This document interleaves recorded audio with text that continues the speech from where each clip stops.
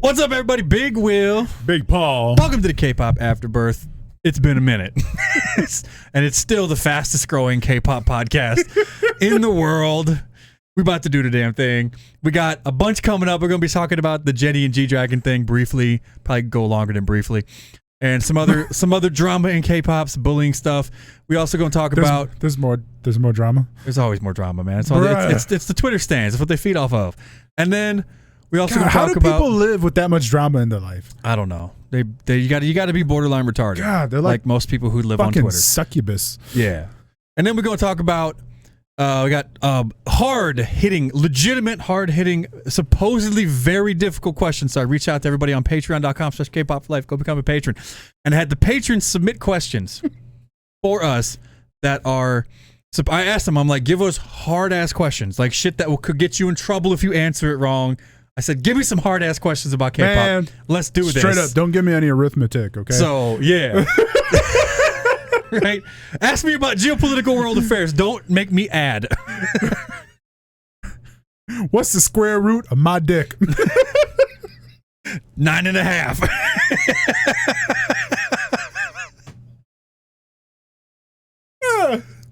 Yeah.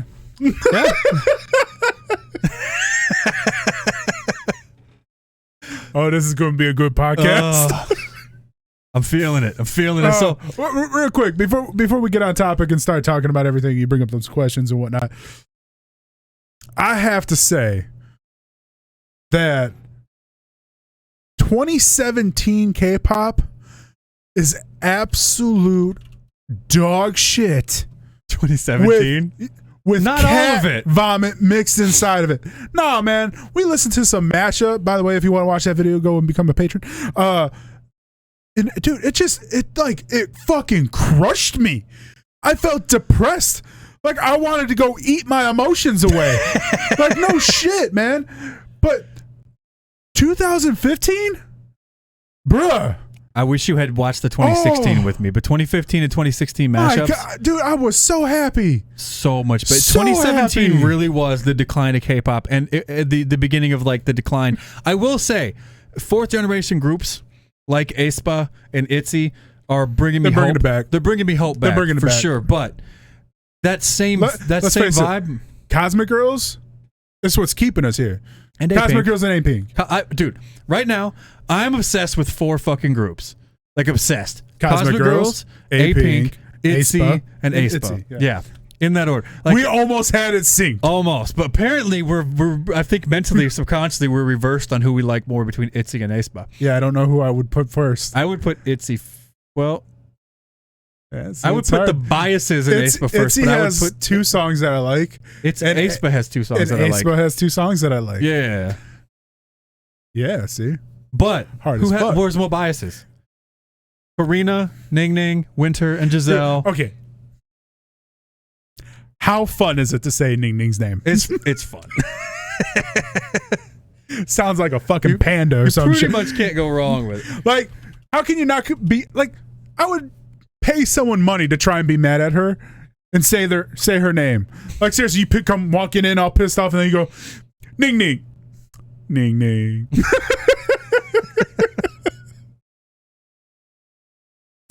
Yeah, I mean that's pretty facts. I can't. I don't know. I gotta say, if we're talking about biases overall, it's kind of a hard thing to do between Aespa and Itzy, because I like all 4 members of Aespa. Yeah. Personality wise, everything. And with Itzy, I like all the members, but in terms of like who I would find attractive, there's only 3 of them. Also, I will say, Aespa, for being a newer group, they did Black Mamba, and then when they came out with that Forever song, bro. Forever. Let's talk about Forever. Let me tell you, like, that is a risky move for a new girl group to come out and do some shit after a song like Black Mamba. That's like hearkening back to old school K-pop right there. Bro, for real. Like, I love Forever. It was such a good song. Forever. And it brought me back to like when K-pop was ballsy. K-pop, we're like, okay, we're doing the girl crush thing. I fully expected them to come back after 120 million views on Black Mamba with something more like that. Girl crush type thing. Look at that song. And this right here, Dancing this reminds me of like some Apink kind of shit they would do back in the day. Dude, I'm saying. Or like just something that you get from back in the day where like they were just like, you know what? This is what we want to do. Fuck your view count because this song is fire. I did find out later that this song is actually a remake of an old 90s song from a Korean artist I can't remember the name of. Who gives a shit? So they did it good, man. They did. Maybe that's why I kept feeling like I needed to grab the damn air. Like, do this shit, you know? And forever. It did, yeah. I really love this group right now. Like, Aespa is my shit. I'm obsessed with Aespa right now. I'm obsessed with the members. Like, I love this group. They for a while there, like, I haven't come across a group besides recently Itzy that I've just been like, okay, I'm on board with this group. Like, I love everything they do. I love the personalities. Let's do this. I'm down for this ride. And then Aespa came along, and I got 4 groups I got to ride with now. It has not been this way in like 3 years, bro. With K-pop, dude, we're riding thick. We're riding thick in the K-pop groups right now. Yes, and it's a good time. I'm so far I'm pleasantly surprised with I'm really hoping 2021. I'm really hoping that this means that we've like turned a corner. Turned a corner for specific like groups. Yeah. And like where K-pop could potentially be heading. Like, this is the kind of shit that I want to see more of. Yes. I want to see the throwbacks and the wholesome vibe coming back to like the 50s sound or even like the 60s and 70s, you know, mixing it up. Like Secret Shy Boy. Dude, I'm telling you, man. Like Mama Moo's Piano Man. Bruh. Hit me with this shit. Oh my God. Dude. Or TVXQ. TVXQ, yeah. Got the something. Yep. Come on with it. Just like that style. I'm just tired of everybody sounding the same and looking the same and trying to chase that Western nut. Like, be you, do what you do. There's nothing better. Dr. fucking Pepper. Do you feel me? I feel you, bro. So, it just, yeah. Oh, ning ning. Yeah. Yeah.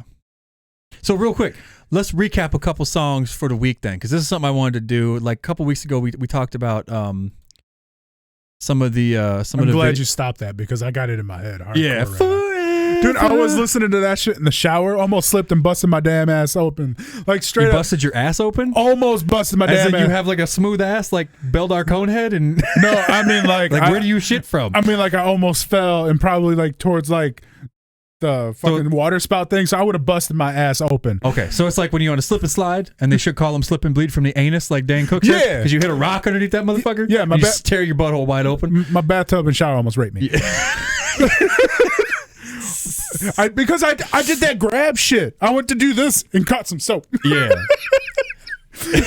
You heard the loud squeaks and the and for whatever reason, as big as my ass is, knowing that my shower rod is not going to hold me or save me, I still grabbed it. Hoping. That is the dumbest shit I've ever I'm saying. You ripped it out of the wall and part of the wall. Like straight up, all Lauren would have heard in like 2 seconds just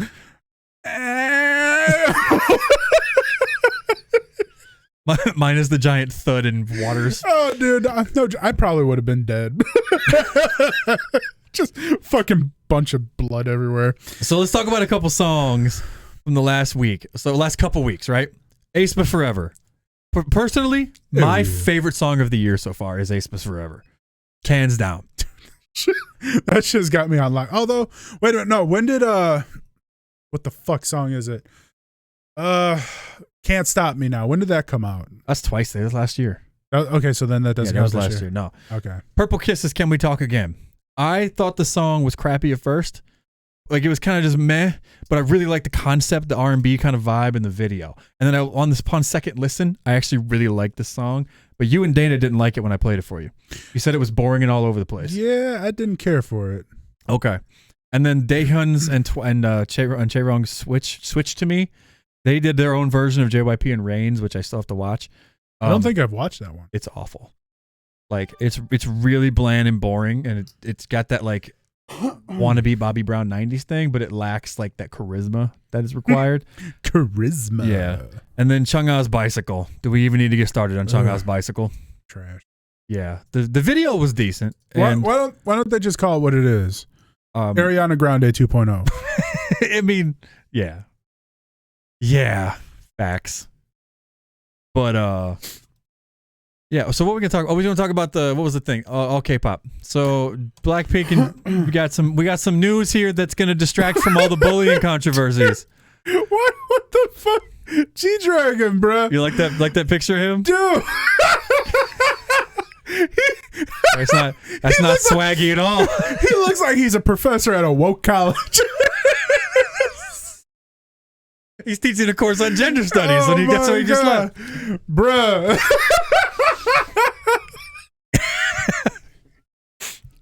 He about to go burn down Berkeley. So I bet you he hate Ben Shapiro too.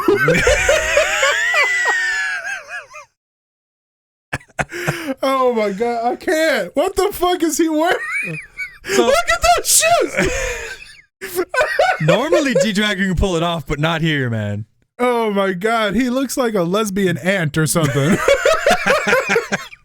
Man, get rid of that hat and put on a pussy hat. So on February 24th, shit. Dispatch, of course. Apparently they've been in a relationship for over a year, they're saying now. And didn't her and Kai break up a minute ago? I don't remember. And the her and Kai thing came around at the same time there was another controversy. And now suddenly she's dating G-Dragon.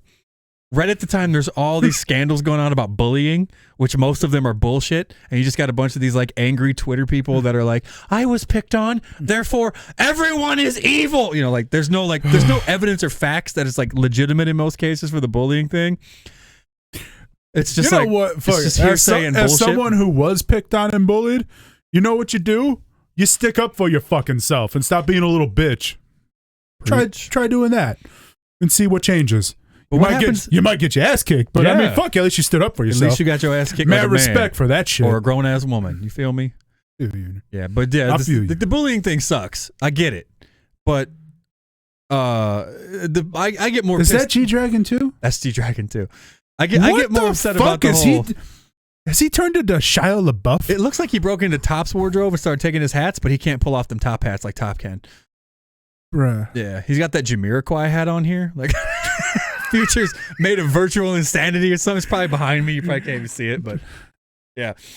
Fuck that. I feel like he's about to bust out singing Peaches and Cream. Was that 112? From back in the day? 112.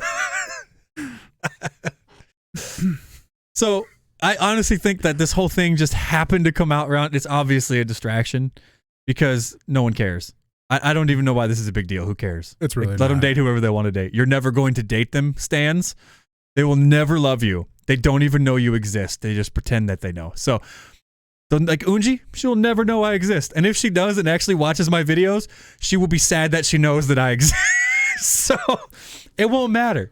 People are just dumb. Oh, are they trying to make, is that like a correlation? Like, look, they met secretly and then she got dropped off and probably blah blah blah. Yeah, somebody putting pieces together and nobody cares. Yeah.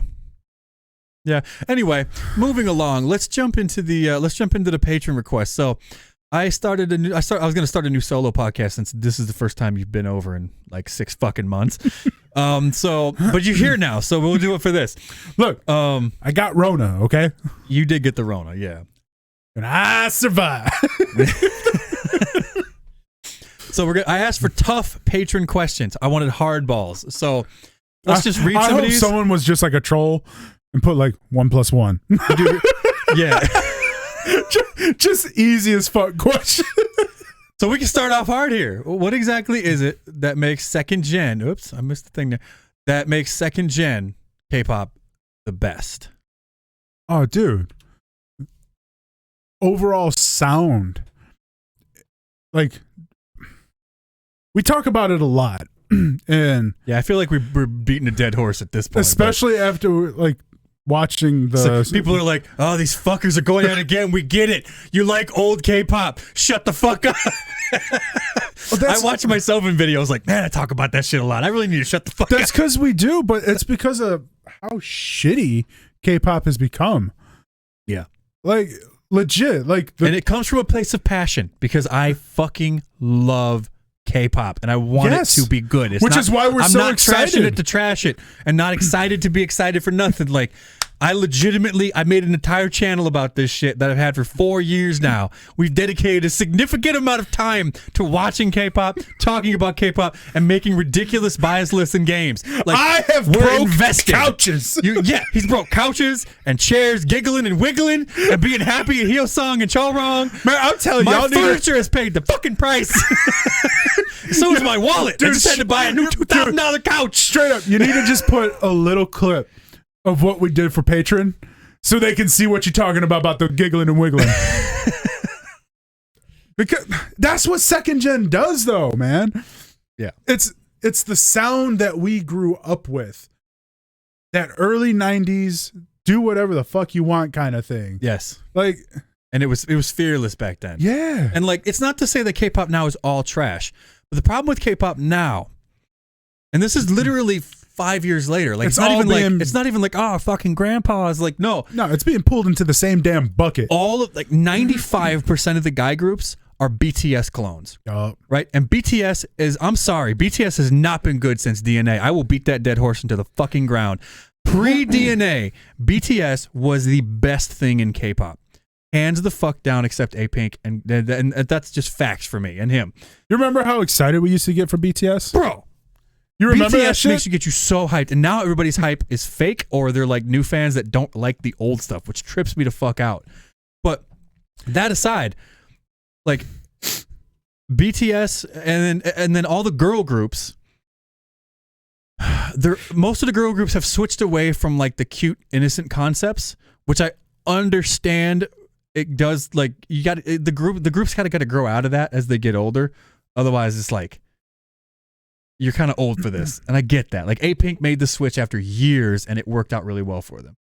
But there's a lot of, but they did it in the right way. Yeah, but like there's groups that Apink did like their version of a sexy concept, but their version of the sexy concept was classy. Yeah, that's what made it sexy. Agreed. And then you have groups like Blackpink who blow up, but their music is clearly designed for a Western audience. Well, with a short attention span, who are not actual K-pop fans, but they're like I like loud, annoying music fans. Well, that's also why I hate to say it, relied on the clout of Western artists in their songs. See, I wouldn't say collaborating. I disagree with that because all these Western artists have been using BTS and Blackpink for clout because they're falling off. Oh, right. Well, because they're like in a sense they're using each other. Let's face it. Yeah, kind of. K-pop artists are trying to get into America. That's the best way to get into America. Sure. Is through the popular like Ariana Grande and shit like that. Whereas in turn, they're using that K-wave that's hitting to boost them to get K-pop fans to listen to their shit. Yeah, but in terms of like the people that are actually seeking the publicity for it, at least initially, is all the Western artists. Because by the way, I have to say this because it's been on my mind for a long ass time. I hate the fact that BTS used a Kpop song in their song and destroyed it. What? Kpop. I don't know what that is. He's a blues singer. They did that one song. It's the song where in the background you hear that. Am I wrong? Or falling in love with you, but then they have no idea. I checked out. They destroyed the motherfucking song, and I love Kpop's music. Fuck them. But no, think about it. Justin Bieber, all these like just Ariana Grande, Cardi B, all these groups that these artists in the West. Will be like they know that the BTS army and that the Blinks will literally watch anything and love anything that is in those groups, regardless of if it's good because they're so young. It's just confirmation bias for the most part. So, they feel like they're obligated to like everything or else they're not supporting their faves or whatever bullshit.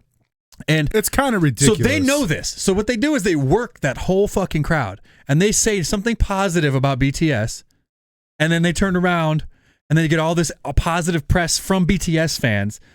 And then they get this huge wave of fans that are like, I'm going to watch your stuff now. And then they do a collab. And the collabs are almost always awful. Mm-hmm. And I will not. I'm not gonna say anybody's names. I'm not gonna say nothing.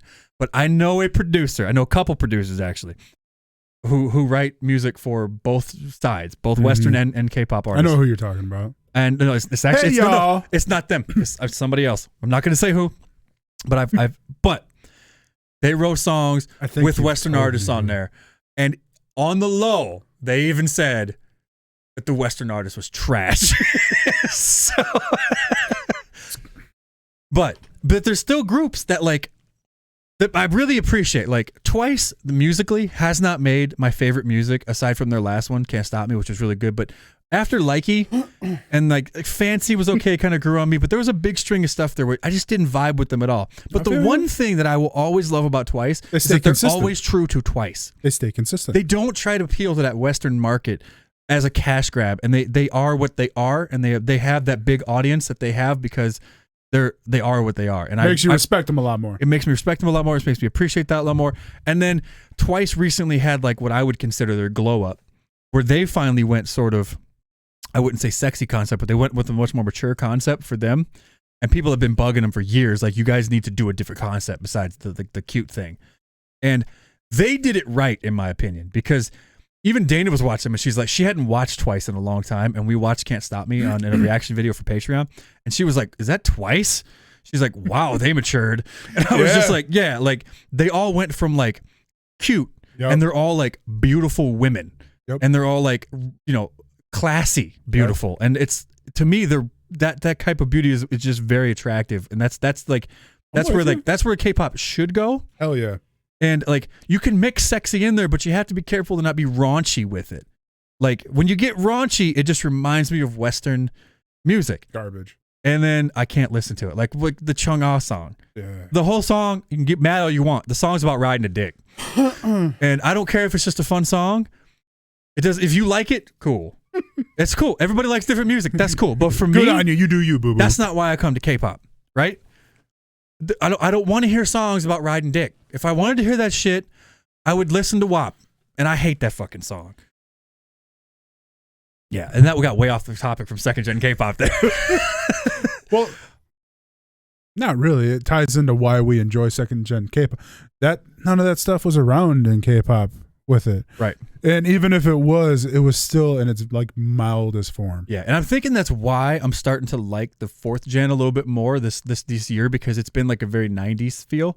Oh. It's been either 90s like that old school 90s, or it's been like R&B 90s, and I vibe with all of that. So I'm hoping it continues that trend, but it doesn't get too much. Like last year, I liked the 80s thing. I do. I love the 80s thing, but it was every fucking person did the same 80s sound.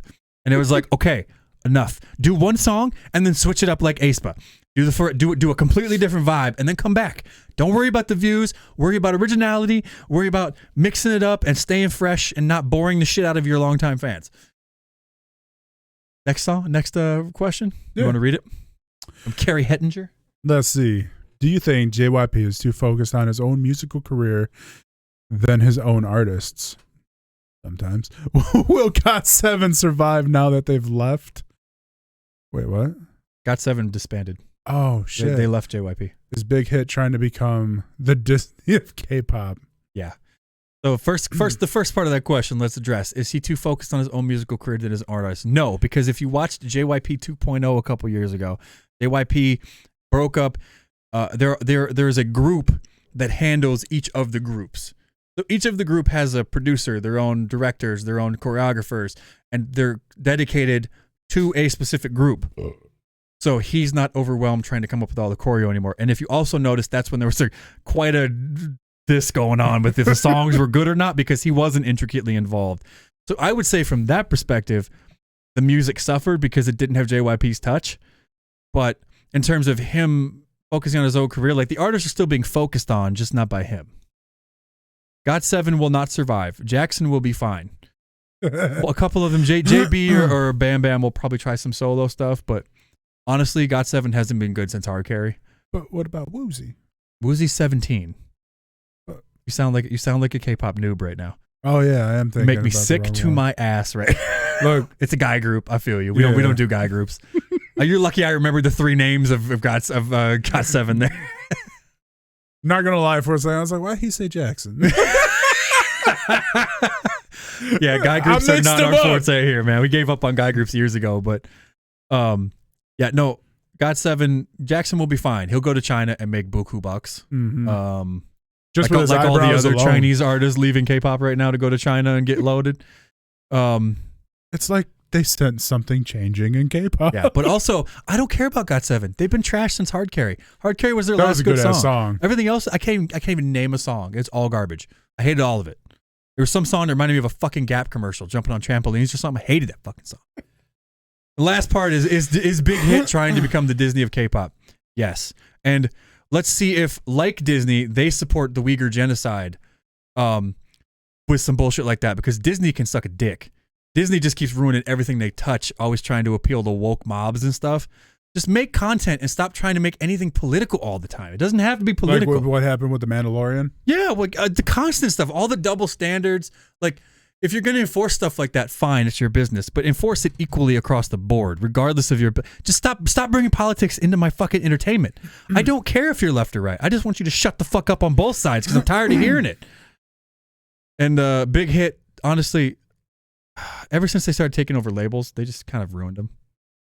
So...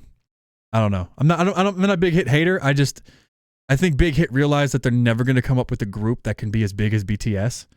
You know, TXT is doing okay, but I don't think they'll ever be as big as BTS. So they were like, you know what? We got all this money. Let's just buy all these other groups and see what happens. Next one, you want to read it? Sancho Cahuela. Like saying that name. That's a cool ass name. Sancho Cahuela. Sounds like a fighting style. All right, let's see. K-pop related questions.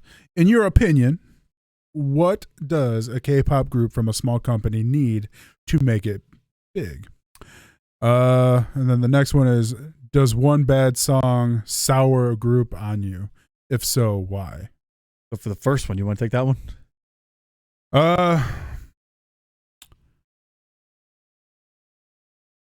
think they need to be bold in what they do as far as like standing out from the others. Yeah.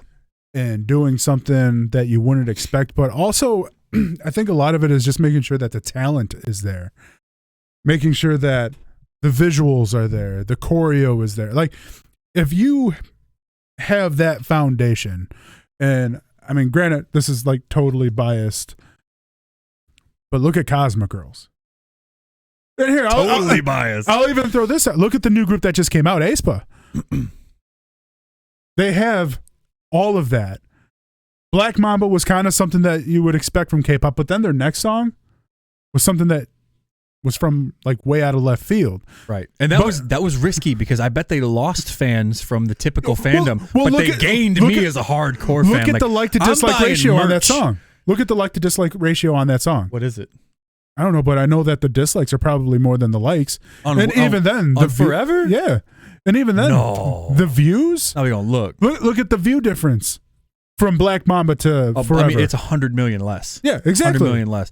But it's got 50,000 dislikes and 1 million likes. Versus Black Mamba, which is. Now I'm curious.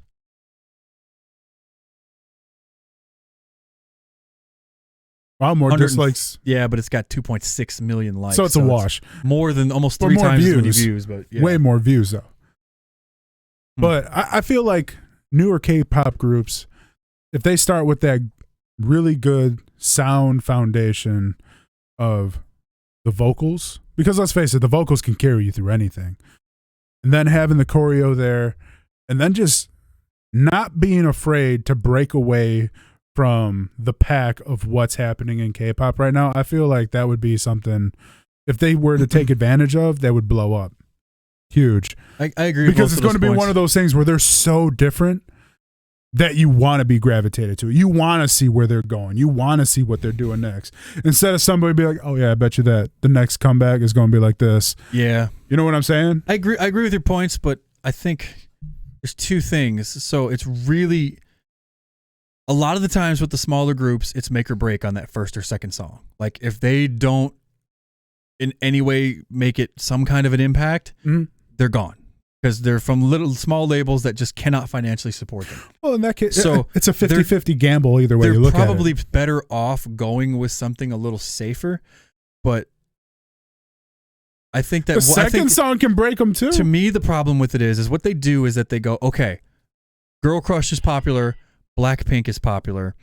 You know, then they do something like that. A lot of the newer, lower tier groups do that, and then they get a song that they purchase from like it's a song from like a sound. Their sound, it sounds like it's from like the previous year. It always sounds a little dated when it's from these smaller labels. Yeah. And then they need to do a better job of picking songs and styles that actually match the group. Songs and styles that correspond with the members. You can't, okay, we've got 5 pretty Asian girls. Put them all in this style. It's like, wait, does that fit them? Does that work with their personalities? I know that some of the personalities are manufactured, but are they manufacturing those personalities authentically enough where I'm going to believe and buy into this concept? You basically want to play to their strengths. Yes, because you want to play to their strengths and you want to do that, because if you don't, then the group comes off as just another copy or clone of something, and it's perceived on a subconscious level as inauthentic. Yeah. Like the new group Tribe. That's this like new the group thing. Tribe just dropped a thing. Foundation. Yeah. This new group Tribe, you haven't seen it yet. I did a reaction. It's up on Patreon. It will be up on Patreon by the time you see this.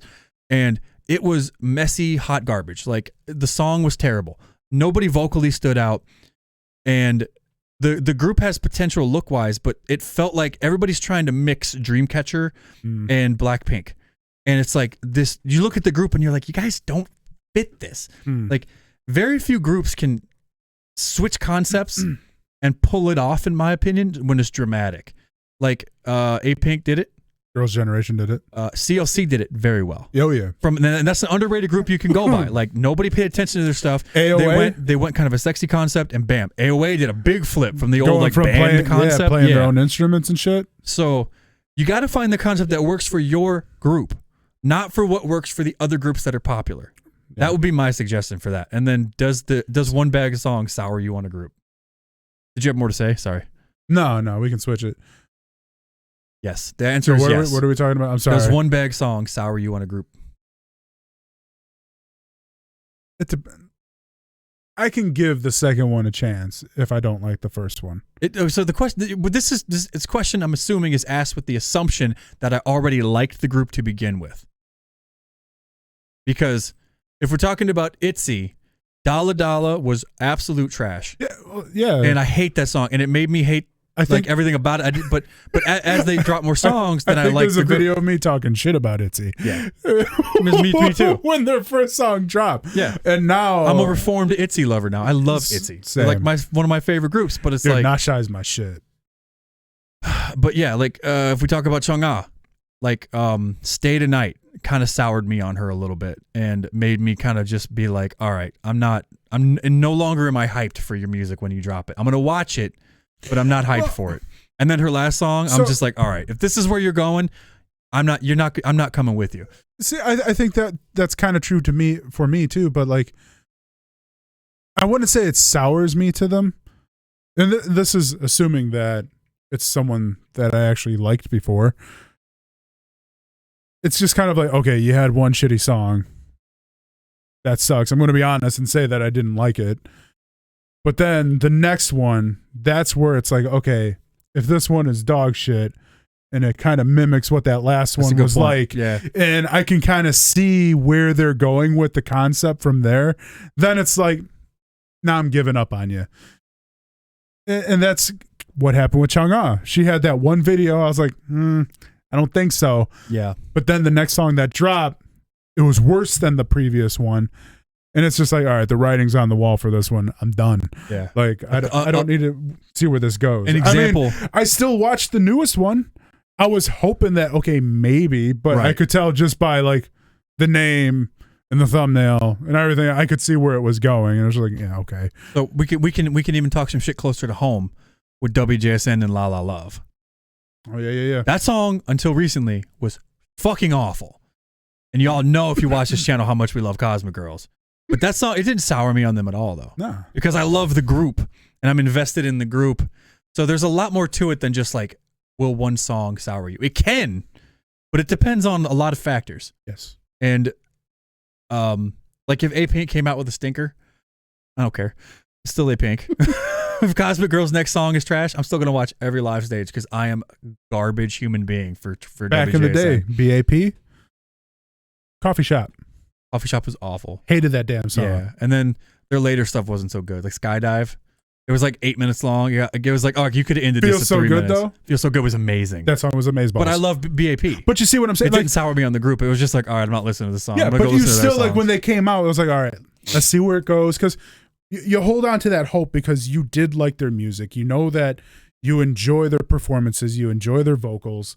And I've even said that Chang'e's got an amazing voice. I still believe that she has an incredible voice. Yeah. I just don't like the way or the path that whoever is directing her. It's her. It's mostly her. I don't like where it's going. Yeah. It's too Western for my taste. Yeah. And a lot of people like that, and I get it. That's where the money is. But So when she releases from something, that perspective, I get it. From an objective perspective, you want money, you want quick views, you want people to like say yes, queen, and snap their fingers. Bam, that's what you do. I'm not about that though. yeah. But when her music drops, I mean, I'll still give it a chance and hope. Yeah. So non-K-pop questions from him. Would you sacrifice your loved ones to save billions, or sacrifice billions to save your loved ones? That's easy. Fuck the billions. I'm saving the loved one. I ain't Spock. Needs it a many don't want way to needs it a fewer to one. I look out for me and mine. That don't include you unless I conjure it does. Malcolm fucking Reynolds. Shiny? Which way? There's like 10 people that got that. In the niche. Yeah, there's 10 people Shiny. that got that, and right now they're flipping the fuck out because Firefly fans know what's up. Broncos for life. For life, son. Yeah, I'm with you on that. Yeah. I don't give a fuck. Right. As long as my loved ones are with me. I don't know y'all to begin with. Oh Lord, the next one's a Star Wars question. Oh We're shit. gonna keep this. I see Last Jedi. We're gonna keep this short and Oh sweet. no. What did you want to happen in Star Wars: The Last Jedi? Literally everything that didn't happen. I know you've said before that you didn't like that movie. I didn't like it as well. Well, I'm glad. For new directors and for Disney not to have taken over for Fire Kathleen Kennedy. Fire Ryan fucking terrible. Ruin Johnson. Facts. Actually develop Finn's character. The most interesting character in the new trilogy, Finn. A stormtrooper who doesn't want to be a stormtrooper. Why would you not develop that? Why would you not take that somewhere? You had so much potential for his, and you had him, who's a fantastic actor. You fucked up. Everything about The Last Jedi He was, wielded a lightsaber. bro, everything about The Last Jedi was absolute fucking garbage. And it's so bullshit how it became politicized. It was like, if you're left, you loved it because you had to, because the people who made it are left. And if you're right, you hated it. But because the people who made it are left. It's so fucking dumb how shit gets politicized. The bottom line is, the movie was fucking garbage. If you're a Star Wars fan, like a legit Star Wars fan, and you liked it, fine. To each his home. But to all three of you, you're fucking wrong, okay? That movie was garbage. I could literally go on for hours. Shit belongs in a porta potty. About this movie. Like, everything about that movie was directed by, it was literally directed by somebody who is not a Star Wars fan. Yeah. He doesn't know anything about the lore, doesn't know anything about the history, doesn't respect or care about the characters. And then they proceeded to bash the actual fans. And then you bash the fans, and you bash you mistreat some of the most beloved characters ever. In the first movie and the second movie, Luke was supposed to be way more involved than he was, especially the first one. Yeah. And Kathleen Kennedy nixed that because the Force is female, and now it is. And Gina Carano's getting her fired. They're going to probably get Kathleen Kennedy fired now too. So it's like, Star Wars has become like the epicenter of like the culture war in a way online, and it's fucking awful because Star Wars was supposed to be a thing that like brings people together and for like a sense of hope and like, you know, betterment. It's like how Star Trek did the same thing. Star Trek was supposed to be about like the betterment of humanity, and then it got wokeized and split the fandom, and now everybody's just mad at each other. And it's the opposite of what these shows are supposed to do. So it's supposed to take you away from exactly like all the hardships of life. Like, so I was not a hater of The Force Awakens.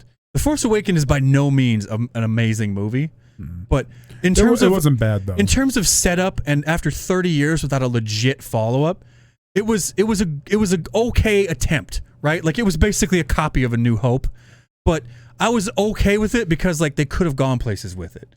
And then The Last Jedi happened with a different director who doesn't, it's just like, come on, man. You guys are dumb. Like, I wish if I could find them, I'll put the links of these videos. This guy made over a 2-hour video on why The Last Jedi is terrible, and he's 100% correct. You know who would have been a great director for Star Wars? Anybody else? Josh Whedon. Joss Whedon. I don't know. Did you see Justice League? I know he had to try to fix Zack Snyder's thing, but nah. Joss Whedon's more of a TV show character builder kind of guy. But if they gave him unmolded clay and said, here, form this. Yeah, maybe. You honestly think that if he had like full control, say so and everything, that it would flop? I think it would have been way better. It would have been way better, and it wouldn't have been JJ, I plagiarized everything and put lens flares little fucking age room. But that man, he sucks at directing. He has not made, he killed Star Trek and Star Wars franchises for me. He took away the things that matter most about those franchises in the way he approached it initially. I hope a Wookiee farts in his damn face. I hated The Last Jedi so bad. I have not seen the last movie. I fucking boycotted it. I refuse to watch it. I refuse to watch it. And the day Kathleen Kennedy is fired, I will stand up and applaud. Moving on. You want to read that one? Gregory Lewis. Did you know Gugudan disbanded? I did. Okay. So, what would you do if you were in control of Gugudan? What would you do better than what their company did?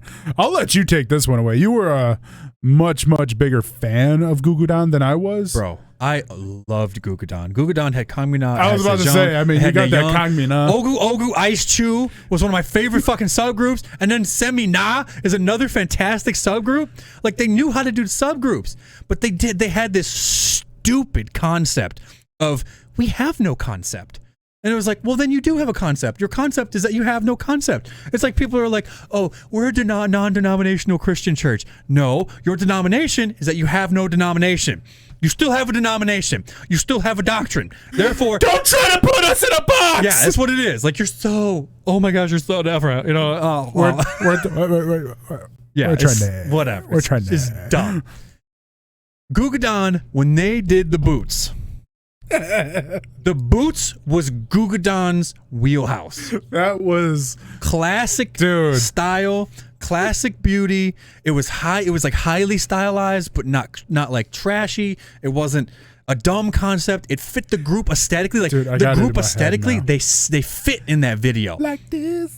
Yes, the song, that style of music was really catchy. It fit their voices well. Yes, and it allowed all of them to show off vocals, except Sejong had more lines than she probably should have in that. But regardless, that is where they should have lived. And I would have kept them in that general vicinity. Playing to their strengths. And also, maybe actually releasing music. Because they didn't have a song in the last year and a half. So maybe actually releasing music. I sense there was much more going on behind the scenes there. Probably. Like, I follow Kang Min-na religiously on, like, Instagram, social media, and, like, YouTube and all of her stuff. And you saw this sharp decline in her, like, personality. After she left, she just wasn't happy with it. She was the co-host of whatever that fucking NBC show is, you know, the live stage show where she co-hosts with the guy. Oh, yeah. She was very happy and bubbly, even behind the scenes. Even, like, all of her photo shoots were happy and bubbly. Like, obviously, that might not be how she was actually feeling, but that was the image that was being presented. So that's what we can go off of. And then you see pictures that were snapped from, like, other band members, and it was like, okay. She seems like content. She seems like she's kind of happy. And then, all of a sudden, after they dropped their last song, she, like, looks, like, depressed all the times in all of her posts. All of her, on her own Instagram, everything just kind of went like this, like, somber, never smiles. It was like the whole vibe changed. And it was like, okay, something's wrong. I know, I told you earlier in the other video we watched, like, she was shit-talking Jellyfish Entertainment because they made her the rapper in Gugudan. Yeah, she's not a fucking rapper. Like, she's a dancer and, like, a backup vocal, but she's cute. She's adorable. Eggyo. Yeah, Eggyo. And I would have, those are the many things I would have done. You have no input on that one? Nah, like I said, I wasn't never really like a huge. Their style of music, I just never connected with. Okay. So except the boots. The boot song. I rest my case. If they would have stuck with that concept and doing that kind of style, and whatnot, I probably would have listened to more of their stuff. But like, I mean, there was Ice Chew, I guess. Like, that's a subgroup though. That song, yeah. But what I'm saying is like, yeah, like, and but that's my thing. Like, the subgroups were more successful than the main group was for me. Yeah. Like, I don't know. There was just something there that I didn't connect with, or I was just like, meh. You know, like they were decent to me. Do you remember when we watched the Weekly Idol with them in it, and we were both bored?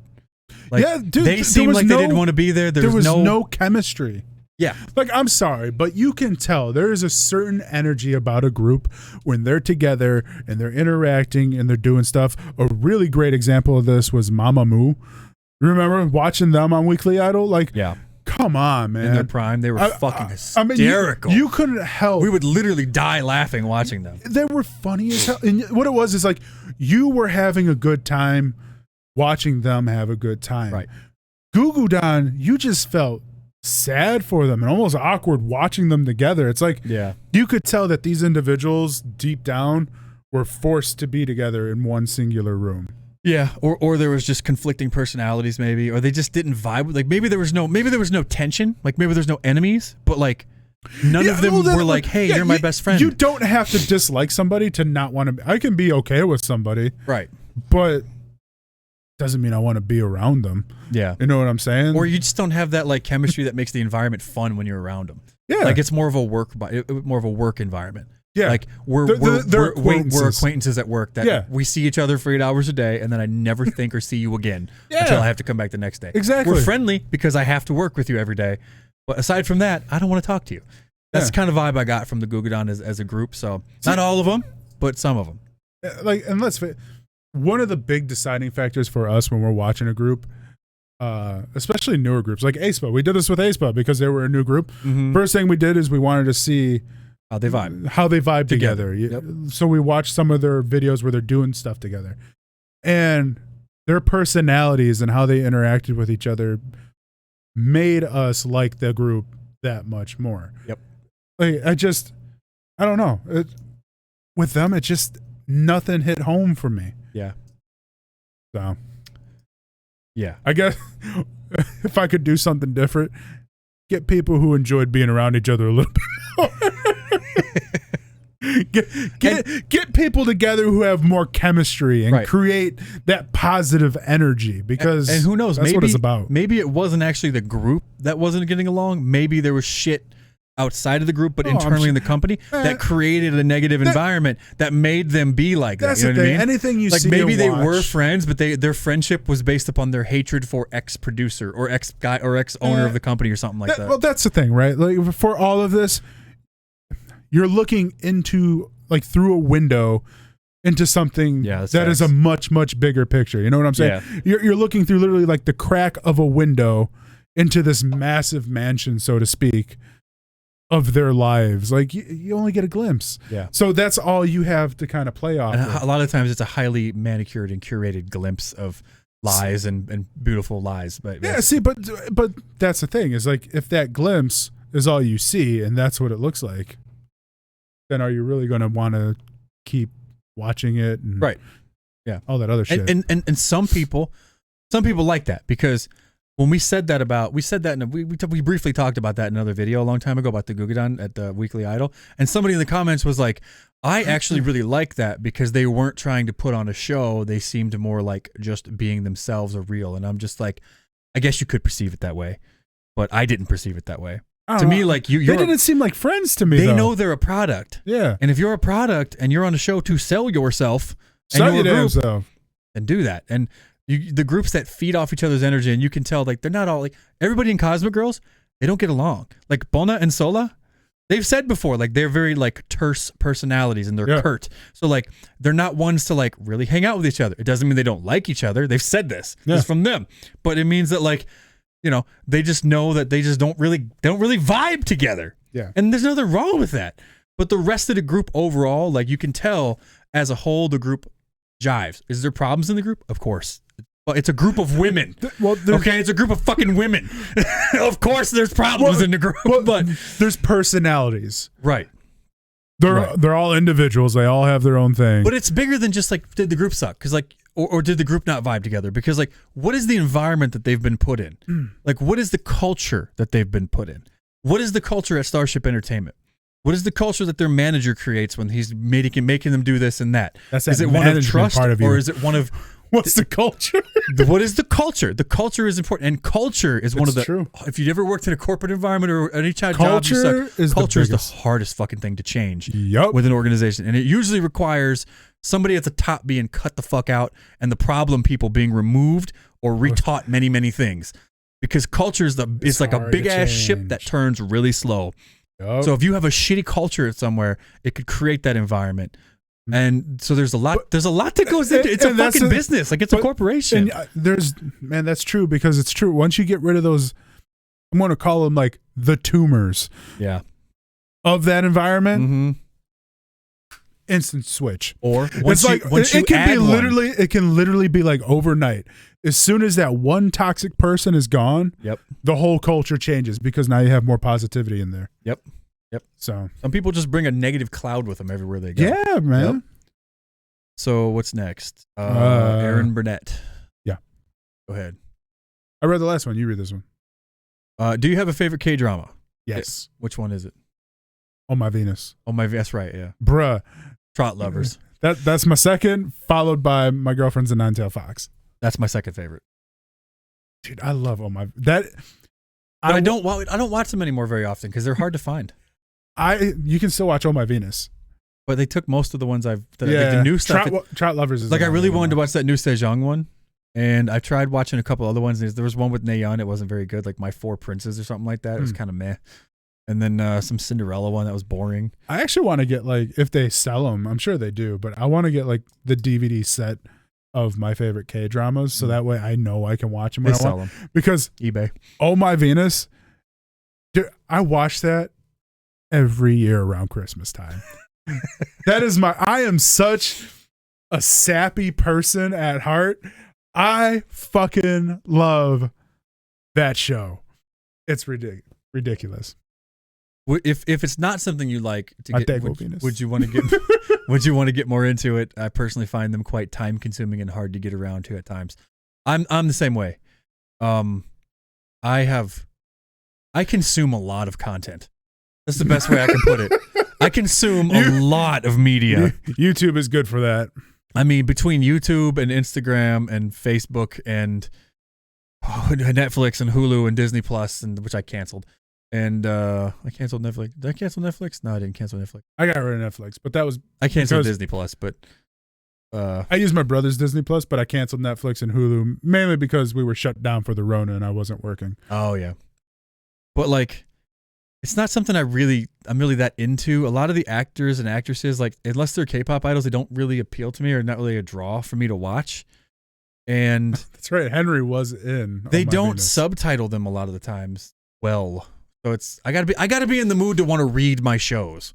Yeah. You know what I mean? Like, I don't want to read sometimes. It takes too much focus. I want to be able to, like, chill and just kind of watch it, but it takes too much energy. See, I think for me, I like using the K-dramas as like a tool, especially back when I was like really into trying to learn Korean, which I'm thinking about getting back into. It helped me hear the words better. Yeah, how they sort of pronounce them in like a standard common. Well, it's one of those things like how Eunji, she talks like super fast. Yeah.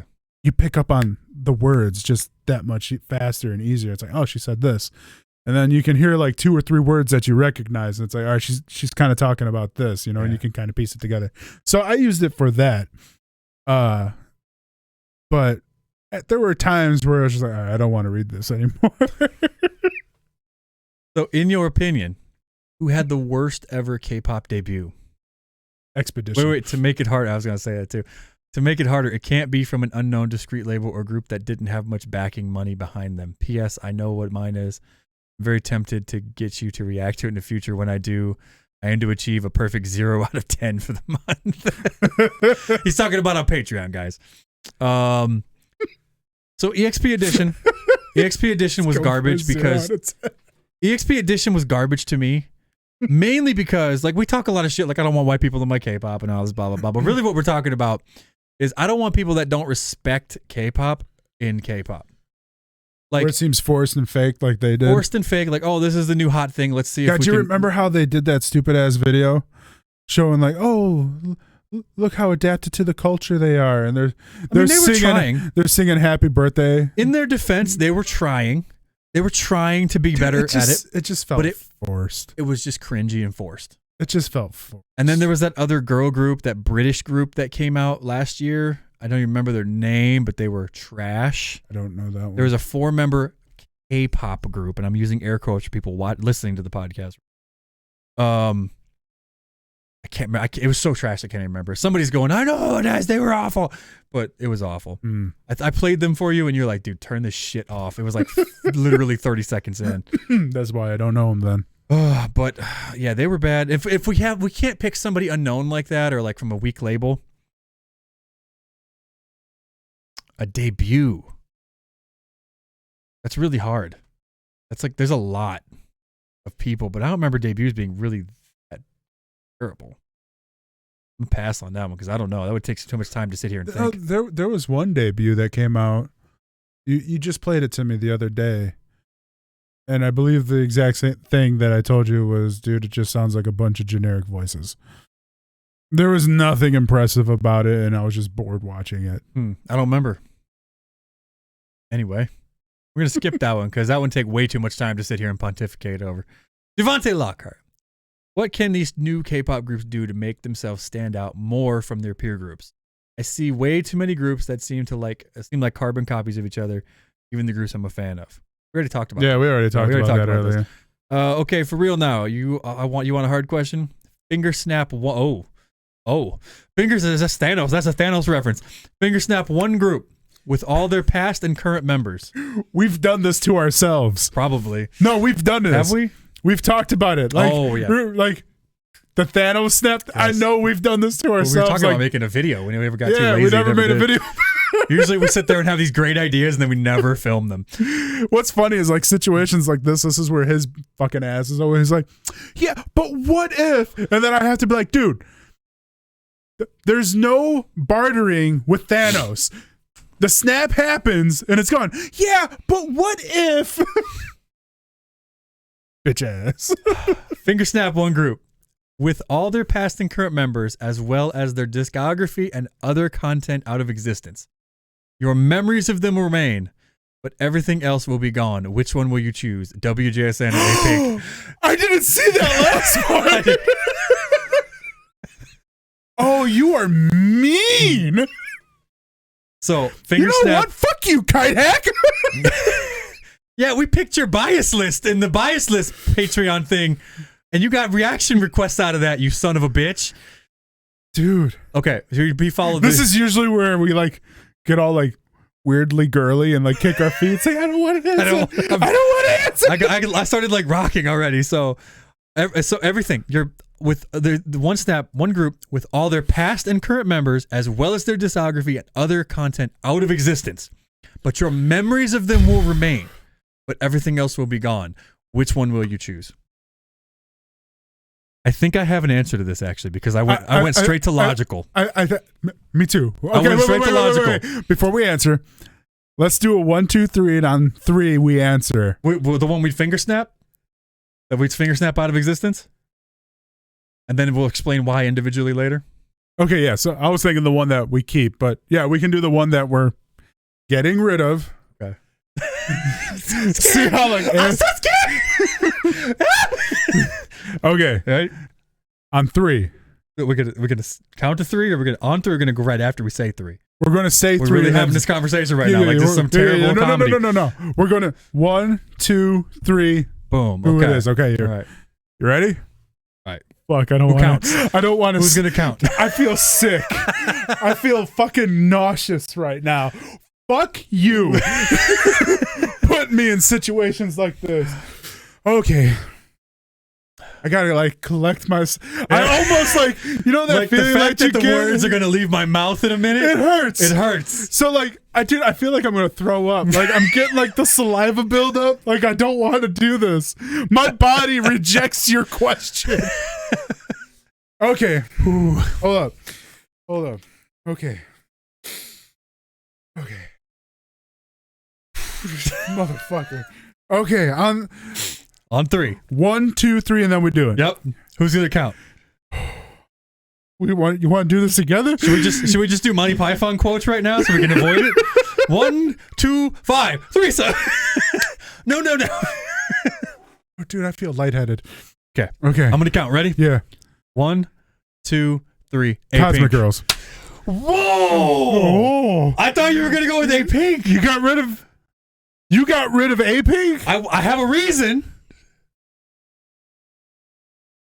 But I feel like I don't know you. I feel like I don't know you. You didn't go logical. You went emotional. Actually, I think I went more logical. No, you did not. You did not think this through. I did. You were too busy being a giddy bitch to think this through. No, I thought about it. I want your reason. Go. Why did you snap out? Why did you get rid of Cosmic Girls? Number 1, the Queen. She makes me soup. Sweetest voice in K-pop. But she doesn't actually. You keep all your memories. Don't care. I'm still looking forward to more music from them. Okay, but I have a counterpoint to that. But I'll let you finish. Apink has done no wrong. Okay. Can you disagree with that? No. They have a flawless record. Exactly. 57-0. Kelly Robinson, baby, 57-0. 009.5. So I would rather keep listening to their music. Hold on. I love the Cosmic Girls. I'm seething and inside. I appreciate their music and everything they've done for me. It's not them. It's me. I just had to go with what my heart said it was familiar with and that it wanted. And it wanted Apink, man. Like, that's just the route that it needed to go. I understand. The nostalgic part of it plays a huge factor into it for me. Okay. There is never a time where, like, I don't feel like I could never listen to Apink. While that's true with Cosmic Girls to an extent. It's true on both sides. I just feel it more with Apink. So, for me, logically, I will go with the more familiar feeling. But you see, you did go emotional, though. That's emotional logic. You logicked your emotions. Yeah, I did. Yeah. So that was not cold logic. I went cold logic. Then you a dickhead. I am. We know this. That's why I have very high like to dislike ratio. Y'all know me. Did you expect anything else? No. I mean, come on. Loyal to a damn fault. It took me forever to get rid of Hyosung. So, I just want to be clear. Apink is still, by a cunt hair, my favorite group. Wait. Now, are we talking about like a 70s cunt hair? That's a big distance. No. Like a recently grown back one. like the waxing occurred and it's just poop. It just poked through the surface. It's irritating the skin. Yes, it's ingrown. It's like a little red bump. So, still my favorite group. But they're at year 10. I honestly fully believe that after this year they will disband. I fully believe that. So that hurt me inside. Cosmic Girls just hit year 5. So at minimum we have 2, potentially 3 more years of Cosmic Girls.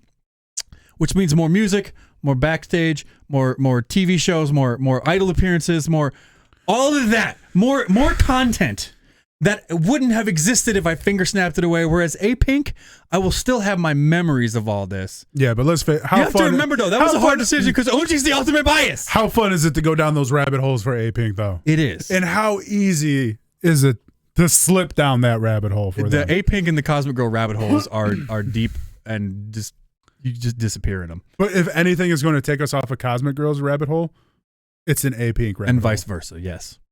I love them both. More than words can say. More than words. I was going to insert the song there. But, I mean, like, I want more content from the Cosmic Girls. So I feel like there's going to be more subgroups coming soon because they were very successful with Chuckom. And, oh, yeah. There's so much more content coming. So I don't want to miss out on that content. so that I can keep the people still here that are going to basically be a memory anyway. So you're keeping them for the hopeful content to come. Correct. Instead of the content that is there and solid. Well, the content's gone, but my memory of Apink will always be there. So I'll remember all the content. You better hope to God you don't ever get dementia. I mean, Alzheimer's runs in my family. So I'll probably get it. And I use a lot of deodorant, so all that aluminum going to my head. You know? By 45, I'm not going to be able to remember how to take a shit. But yeah, fuck you, Kite Hack. Next question. Golly, that sucked. Yeah. Yellow Matter. Do you think your age and mood affects the first reaction of any song? If so, do you stick with your first thoughts on it, or do you give it a chance afterward? That's a good question. Abso-fucking-lutely it does. For the first part of that question, yeah, definitely 100%. We say it all the time when we listen to songs because it hits our ear a certain way because we're used to music that sounds that way when you grow up in the early 90s and stuff like that. Yep. But to that second part of the question, we do give songs a chance afterwards. Usually. Yeah. I mean, we'll play it again, like with the Cosmic Girls. I gave La La Love like 100 chance, and it finally paid off. Yeah. And it was just, for whatever reason, one day our ears were like, hell yeah. I think mood and in that particular case, a big effect on that was that we had literally gone through everything Cosmic Girls legitimately at least a dozen times in like a 6-hour Cosmic Girl binge-a-thon. And it was like, I need new fucking content. What have we not watched? Gosh damn it, fine, we'll watch the La La Love live stages. And then it was like, you know what? I actually don't hate this. So, yeah, it absolutely affects it because sometimes you're tired and you're not vibing the song. Yep. Sometimes you're in a shit mood and the song is not the kind of mood that you want to hear. So you don't vibe with it as much. And then you hear it a couple weeks later in your car and then you realize like the video pissed you off because it was terrible or something about it didn't click or the outfits made you angry or something about the video was too like Westerny or something. Sometimes the videos are more distracting. Yeah. And like it takes away from the song completely. 100%. That's why I like to listen to certain songs in my truck if it has a particular sound to it, just to see if it was indeed the video that was making me not like the song. And there's a lot of times where that happens, and I'm just like, okay, I can at least listen to this, but I can't watch the damn video. Closer to your mic there, you're drifting off to the side. You're like talking off to the left. That's gonna be all missing sound. They got me. It's okay. I talk loud. Yeah. But yeah, no, and I think that I've actually learned in the past like 3 years, I always give a song I hate the car test. Because if me not watching, you have to. I'll pull it up on YouTube. I'll flip the phone down so I can't watch it, and I'll just listen to it in the car while I'm driving. Sometimes it changes my mind. Fromus 9's Love Bomb. Fucking hated that song when it dropped. There's the video irked the shit out of me. I didn't realize how much the video annoyed me. And it sounds better. And then I saw the live stages, and I'm just like, oh wow, this song's fucking awesome. The choreo's fire. And then listening to it in the car, I'm like, oh, this is amazing. Like, I fucking love this song. Isn't it crazy how like the live stages change it too? The live stages, because you actually get to see the dancing. Yes, and they cut out so much of it in some of the videos now. It's like choreography is such a big part of K-pop. Why are you only showing me snippets of it? I want to see that shit. Dance in a fucking box. Gosh damn it. Riggs, third generation K-pop idols that don't have a solo career. Who do you think can become bigger as a soloist rather than in their group? I don't care. I'm not a big fan of solo artists. I like groups. That's just me. I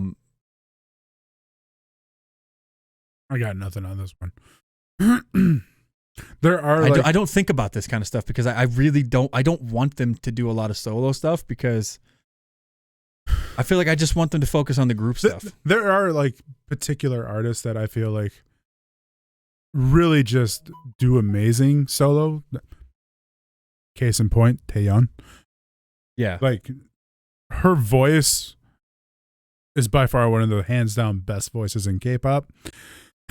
So, but as far as like somebody who's in a group, I don't know, man. You know what else it is too? I don't like it when solo artists break away from their group and all of a sudden they're a different person than what they've presented in the group. Like they're trying to do a whole new image. Yeah, and then they try to come back to the group and it's like, I don't know what you're doing, Hasa, but you don't fit in here. Like, that's a bad example because Mamamoo was always kind of all over the place. But like, if Unji broke out and did a sexy concept and then went back to Apink, they're like, what? That's not you. That's not the image you've cultivated. Like, I don't. That's not enough. I don't vibe with that. See, but she's also someone who could easily do a solo career, no problem. Yeah, and because of her vocals. On top of that, there are also artists in groups that are bigger than their group, and the group legitimately rides coattails. You know what I mean? Like, I hate to say this, but we talked about Gugudan earlier. Say it. Sejong. I mean, they weren't necessarily riding coattails because most of them were talented. They could sing. But in terms of having that overall package, that charisma, that X factor, between Mina and Sejong has the entire thing. Mm-hmm. And I'm a bigger fan of Mina, so I'm just being objective. But, I mean, Sejong was the reason that group most of the time would get any play at all because people love Sejong from I.O.I. And because, you know, she got second behind Somi and like everybody knew who she was and she just has that appeal. She's got that X factor. So like there are groups that are bigger than their groups and then don't really need their groups to do their own thing. Like, what's another example of that? Shit. I have no guy group example. Well, like Big Bang. They all went solo. Oh, yeah. But I gotta go the other way, babe. She's bringing me wild. Oh, thank you. She's just like lurking in the background. You could just sneak over here and slide it behind the green screen. I wish you guys could hear her singing TLC's Creep. Somebody's been listening to TLC. Thanks, babe. When you get up there, you better play Red Light. But then you get groups that are so big, like, I mean, I'll use BTS as an example because I haven't liked any of their solo stuff. And I feel like they at least when I didn't like any of the songs, just plain and simple. But like I feel like at least when they broke out and did their own thing, what they presented was still them. Yeah, the individual member sort of flair. You know what I mean? But I think why would they? To me, what it showed me is that the most popular thing. BTS individually doesn't work on the same level that BTS as a group does. Like BTS as a group objectively has that thing that makes people obsess with them. But solo-wise, you can just look at the view counts for the most part. You know what I mean? Like, it's not there. Mm-hmm. That thing isn't there solo. Like, people they still get followed because of the fandom, but that thing isn't there. Yep. Whereas when they're together, that thing is there. So, it can be seen both ways, yeah. Yeah. Ferrari 98. Go ahead. What are the things you like/dislike we already answered about this. first, second, third? We already answered this. Yeah. Yellow Matter. If somehow you had the power to make I.O.I. never disband, to continue being a group till this day, but then WJSN never have been existed, would you do it? Yes. No. You son of a bitch. And you would keep them from the Thanos snap. This bitch ain't loyal. Dude, I love WJSN. This bitch ain't loyal. And you can't, don't start off. I love WJSN. When you wouldn't let them exist. So you would keep I.O.I. over WJSN? No, I would keep WJSN. That's what I said. No, I thought you meant that you would keep I.O.I. No, I would keep WJSN. Oh, then we on the same page. Yeah, I was to say you weren't even that like next level of an I.O.I. fan like I am. No, I would 100% hands down keep WJSN. So I love I.O.I. In fact, if it boiled down to it where I had to travel back in the past and break them up myself so Cosmic Girls could exist, I would do it. I would like Loki their ass. Maybe that's what actually happened. You're welcome, world. Wow. No, like I.O.I. to me would have been bigger than Twice had they been allowed to continue. Because they to me, I.O.I. should be the nation's girl group. Yeah, but pitting them up against Twice, I mean, come on, that's kind of easy. They're better than Twice. Well, yeah. They had the potential to be better than Twice. Twice hasn't really had anything good in a long time. So okay. I mean, like between me and you, yes. But for as a whole, like in terms of their overall success, Twice is fucking massive. Yeah. And Twice had nothing but success. Their fandom is massive. It's also like 95% male, which is hilarious. But I.O.I could have been bigger than them because of the impact that the Produce 101 show had on the Korean culture as a whole over there. Like, it was so kind of just different. But you know how many guys are pissed off at WJSN? Yeah, WJSN is like, to me, the future of K-pop. The sort of like I.O.I sort of in another group that I love even more. Like, I love WJSN more than I.O.I. So I'm keeping, no doubt. Yeah. Elise Martinez. Alize. This is definitely going to be a hard one. That's what she said. Insert Michael Scott meme. What disbanded boy group would you bring back if you could? BAP. BAP. That's not hard at all. Give me that. BAP. That's what I'm talking about. Come on now. Thanks for your hard question, Elise. Next. Bruh. Fan of Flamps. Bruh. What are your thoughts on dancing in K-pop? Where you prefer if there was less of a focus and more on stage presence? More on stage presence. Dude, I want the dancing. I love the choreography when it's on point. If you got people up there who can dance, no, you're answering the question weird.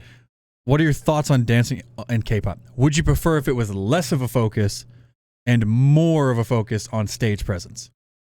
In terms of having the X factor. I'm not talking about being able to dance on stage. We're talking about having. Well, that's part of the X factor. Is dancing? Yeah. Okay. But, come on. You can do a move, but if you ain't got the swag to pull it off, do you believe it? In a guy group.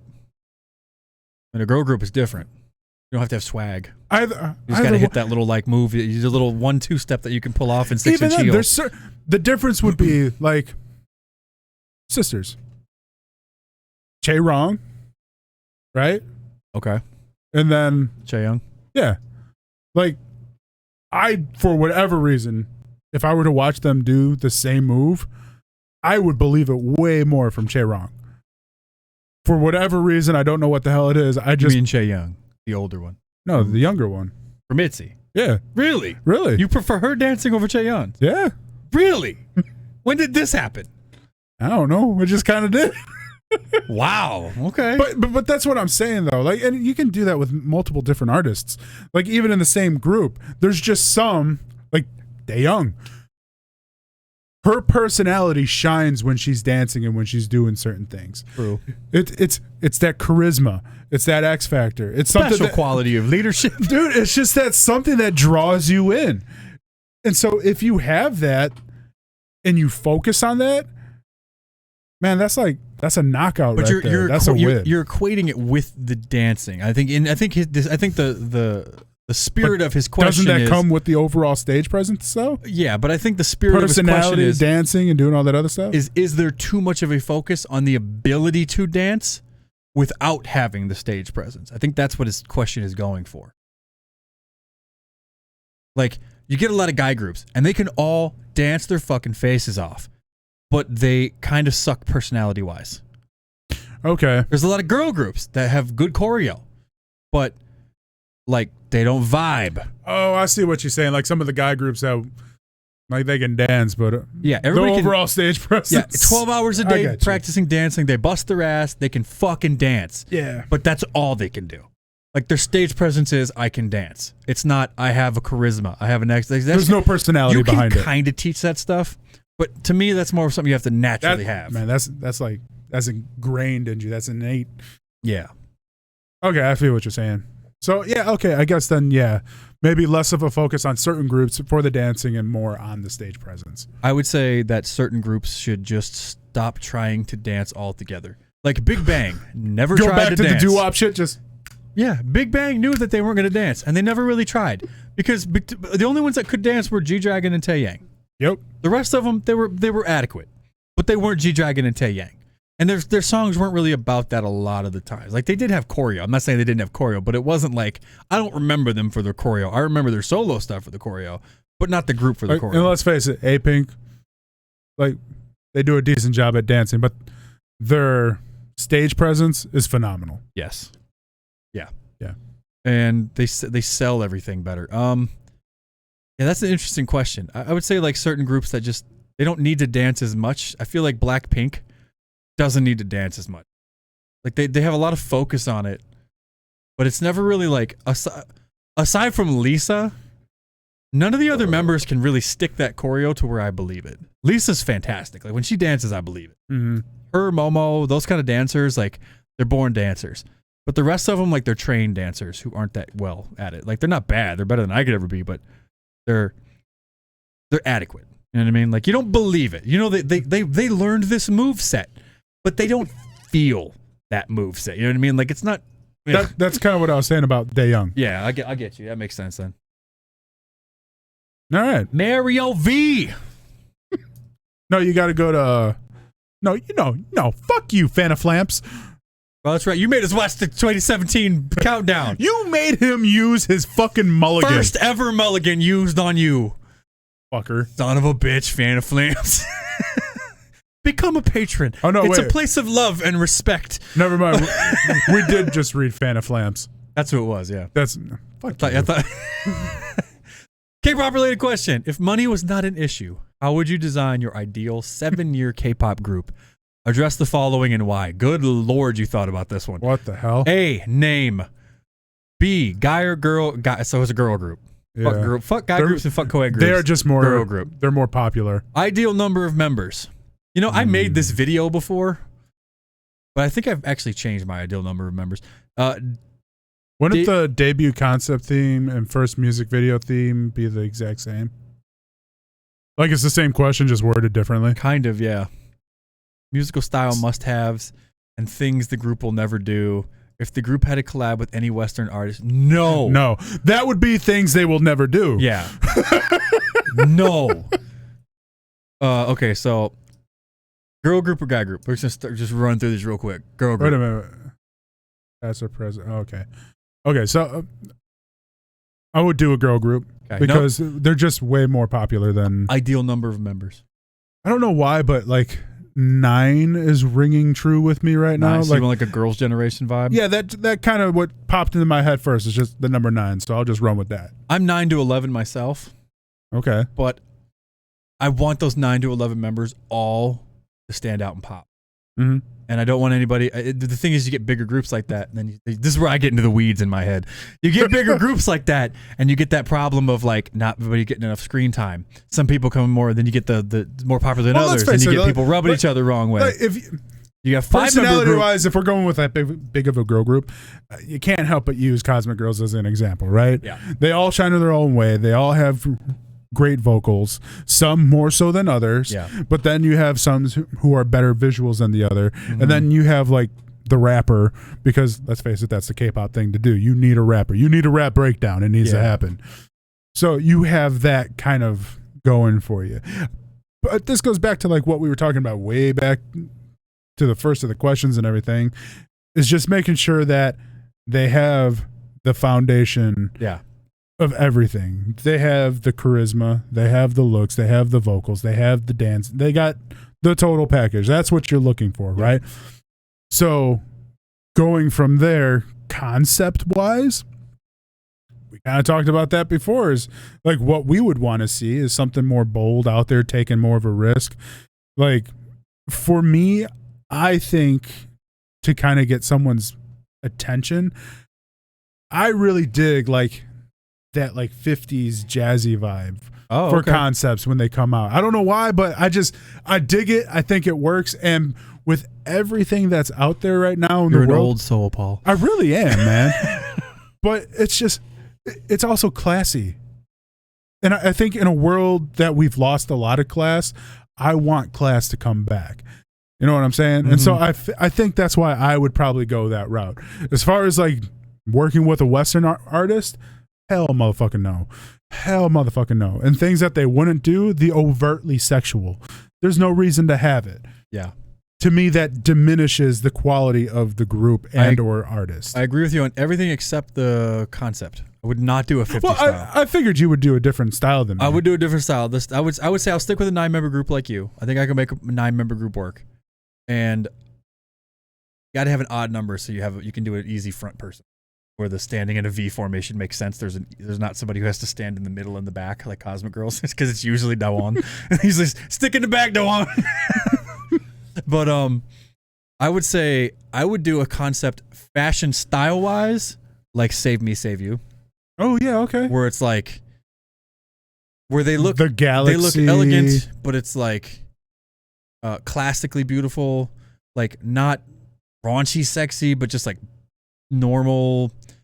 Can't think of the word, like classy sexy, right? Yeah. Even like I would say Twice as more recent concept. Also, like just the stylistically, I vibe with it a lot. Like it makes. If you do the save me, save it's you mature, style, but I it's see not it as boring. more as like an eclectic elegance. Yeah.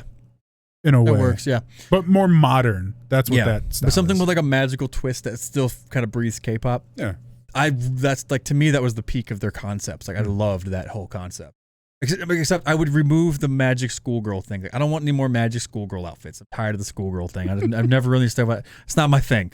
So remove that aspect of it and keep the colorful outfits at the end in the field, and keep the outfits when they're actually like when they do the glow up. But aside from that, yeah, still the best stage. It's the best overall stage outfits. Save me, save you. The live stage. Did we miss one of those questions? The name. Fuck.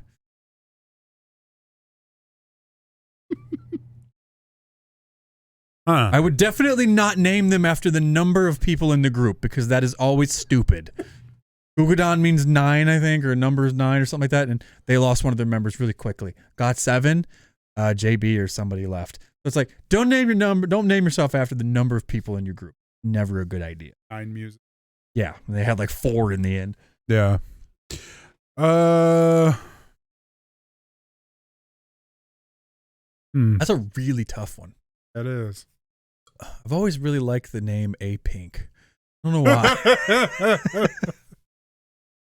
Yeah, see, I don't want to give too much dead air here, like debating over this in my head. We can seriously spend hours thinking about this. I could, because like naming something is key for branding. So like, you got to have a name that really pops. I know there's people that have thought about this and they already have a name in mind, but I really don't. Big Will's Roughnecks. Nobody will see you coming. A bunch of really beautiful women, and they're called the Roughnecks. The first video, they're driving around like construction vehicles and shit. Angelic Valkyries. Angelic Valkyries? There you go. That does not flow off the tongue. Don't give a shit. I feel like Valkyries would work. Yeah, but then you run into the risk of like the Valkyria thing and what? Yeah, there's like I think it's a video game or something like that. Oh, that's fine. That I think there's even similar a group but called, legally distinguished from the Lollipop Guild. But I also think there's a group called Valkyria. There might be. I don't remember. I don't know. There's tons of fucking. I feel like Valkyrie is a pretty common. Angelic Valkyries, though. They're majestic. They're caring. But they could fuck shit up. I have no idea what I would name. Yeah, that see, group fuck is. you. At least I have a name. Naming groups is like, it's literally naming anything. It's like naming your character on an MMORPG. Bro, I sit there for hours. Right? Like I'm naming a pet. Throng, Toad Slayer of the North. It's a dog. Yeah, so call him Throng. Call him the rest of it when you're pissed at him when he shits on the floor. I love how your dog is just a contradiction of the name. Like, so because he's the biggest pussy in the world. Oh my god, dude! Named his dog Ivar the Boneless, and that dog is the biggest fucking pussy in the world. I named him after one of the most brutal rulers ever. He was the most brutal Viking ruler that there ever was. And your dog is like, man. Yep. I like the irony, you know what I'm saying? Boneless is looking up from hell just like, really?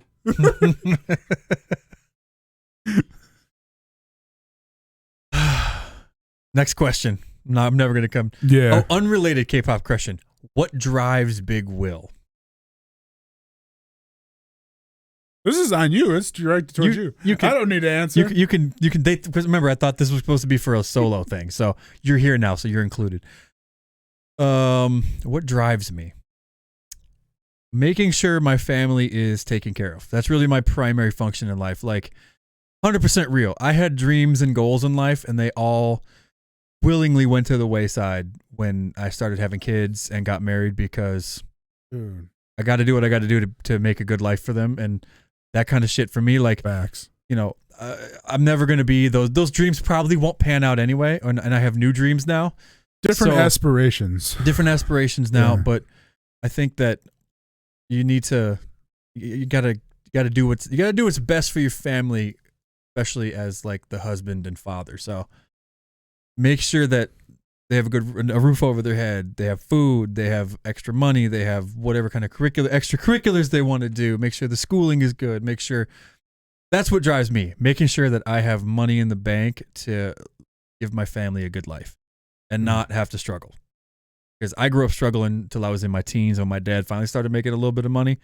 So, you know, birthday presents and socks and bouncing checks to make sure we had food. Like, I don't want to do that, and I haven't had to by the grace of God so far. So, yeah, if y'all haven't lived in a situation where you need to learn how to flush a toilet without running water, pour a big gallon of bucket of water in there. Hit it fast and just pray. Yep. Don't hesitate either, otherwise it just back up on you. Or just piss in the tub. That's what I'm saying. Yeah. What drives you? Honestly, like, I'm with you on that. I feel that hardcore, especially like since I'm with Lauren. Like, things have definitely changed from when I was single to now that I'm with her, and you know, looking at building a life and maybe one day potentially a family. Like, everything that I do. You guys are engaged. You're looking to buy a house. So yeah, I mean, like, everything that I do is what can I do to take one more step towards this goal, to where I know that she's more well taken care of. Our future kids, if we have them, are that much more well off and taken care of. And, being a good provider. Yeah, exactly. Yeah. Like, I mean, being a grown ass man. I just told you today, like, what this summer I was going to get a motorcycle, and it would have hurt me in the sense that the land and or property or house that we are looking to buy, it would have hindered that. So in the grand scheme of things, I would rather sacrifice my wants for the greater need of our future and our family. Right. Like, and like, for a lot of people, that's a hard thing for them to do. But for me, I look at the bigger picture and the grander scope of it. Like, you know, this is just a small portion of what's going to come down the road. There's potential for me to get that in the future, but this is the greater investment. And like, I know that her happiness and our future family's happiness is way more fulfilling to me than my motorcycle. So, yeah. So help us do that by becoming a patron over at patreon.com. Kpop for life. Link in the description.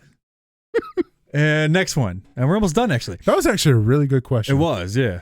If you could only listen and watch the MV of any one WJSN and one Apink song, what would they be? At least they didn't make us fucking pick between them again. I'm tired of picking between my two favorites. Right? That's how well they know us. It's not right.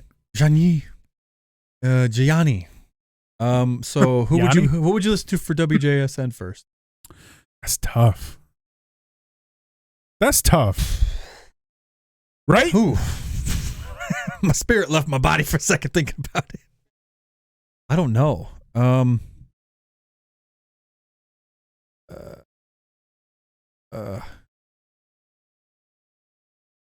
I think with fuck. What the hell is it? I don't know why my mind's drawn. Do you remember? I think that would be the one song from Apink. Let's remember. Whatever. I told you I was having a hard time thinking of it. Apink fan. Motherfucker, I am like, that's hard. Fuck you. At least I have an answer right now. That one, I think, sticks out in my head a little bit more. Mm-hmm. So I would go with that one. Okay. Even though I could listen to all of them. All of them. All day, every day. But Cosmic Girls? I'm torn between I Wish, Save Me, Save You, and As You Wish. I might go with the B track and go with Tra-La. Tra-La has a great song. It's one of their best. I'm going to go with Tra-La. Oh, no, wait. Oh, damn it. It needs to be a music video. It says music. Ah. So I can't pick pantomime. Darn. Trash song. That may or may not have been a factor in my decision. Yeah. See, Apink. Unfortunately, the memory lingers. Apink has so many good songs, and there's a lot of songs that people don't remember, like "Boom Pow Love." I was thinking of that. Underrated as fuck. But that's so just a live good. stage. Got a video?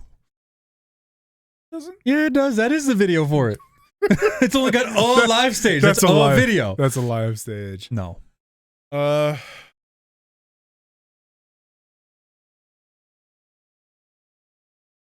Dude, the Cosmic Girl. That's hard. Yeah.